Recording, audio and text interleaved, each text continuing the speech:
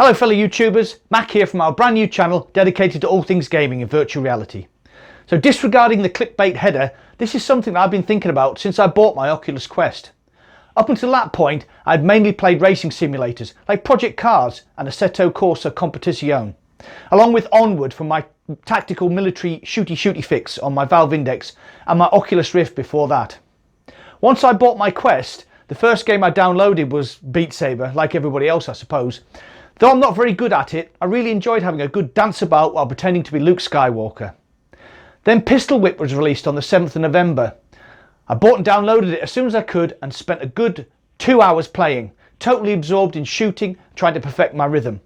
Though it turns out my kind of rhythm and actual rhythm seem to be two separate entities, but what can I say? I'm a middle-aged white guy from the northeast of England. We're not known for our exotic dancing. Anyway, dinner time beckoned and I removed my headset. It was at this point I realised I was absolutely knackered. Now, for all you non-English types out there, knackered is a northern colloquialism and means I was f***ed. I was drenched in sweat and my legs were all wobbly from squatting and dodging. This is when I got the idea to do a video on fitness in virtual reality. Now, I like to keep fit, so I go to the gym and I do high intensity interval training at home. But what if I could lose a bit of weight, keep myself fit and play my favourite games at the same time? Surely this would be like a gamer's nirvana. With the idea bubbling away in my fertile mind, I say fertile because I'm usually full of shit, I came up with a plan to prove beyond all doubt by using science, technology and my own flabby bottom that you can get fit by playing video games in virtual reality. I'll be using the following parameters which can be measured: average heart rate, maximum heart rate and calories burned. The last parameter is called perceived exertion, and the easiest way to describe this is imagine me on a treadmill running at 8 miles per hour. Now that's a 3-hour marathon pace, so my perceived exertion would be very high. On a scale of 1 to 20 it would be high teens, probably 17 or 18. Then imagine Mo Farah or Eliud Kipchoge running next to me at the same pace. Or their perceived exertion would be very low, as they can both run much faster than me. Plus they'd also be laughing at the little fat hairy guy who looks like he's going to die. Anyway, so here's the plan. All workouts will be 20 minutes long.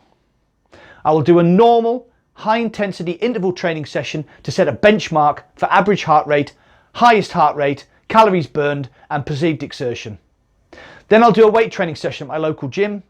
A Beat Saber session, this will be played on hard difficulty as I'm not very good. There's no point me playing on expert as I end up looking like Mr. Bean at a rave. And then Pistol Whip session on I think High Priestess, as I think this is the most physical level. And then last but not least, a 20-minute boxing session on Thrill of the Fight.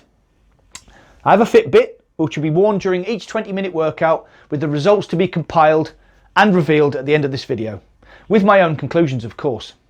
So what do you think will be the hardest to tackle? Comment down below with your thoughts. I'd love to hear your opinions. So anyway, it's time for me to slip into some fluorescent spandex, my leg warmers and get this party started. And remember, we're born to respawn. So, after spending literally no money on this highly scientific research, here are the results, followed by my final conclusions. The high intensity interval training scored the following: average heart rate 136, maximum heart rate 163, calories 212, perceived exertion 15. Beat Saber scored the following: average heart rate 129, max heart rate 146, calories 206, perceived exertion 8. Pistol Whipped scored average heart rate 131, max heart rate 158, calories 212, perceived exertion 10. Weight training scored average heart rate 119, max heart rate 147 and calories 182. And finally, Thrill of the Fight scored average 159, max 184, calories 260, perceived exertion 16. So there it is in all its scientific glory. In last place weight training, followed by Beat Saber, Pistol Whip, high intensity interval training and way out in front, Thrill of the Fight. To be fair, apart from boxing, which was really hard, the last 4 were all a decent workout, and if you take into account my average gaming session of 2 hours, or more, that's quite a lot of calories burnt up. So in conclusion, yes, you can play your favourite video games in virtual reality and get fit at the same time. No more going to the gym, fighting your way past all the steroid monsters, having to put up with that smell in the changing room, you know the one. And more importantly, you won't have to go outside ever again.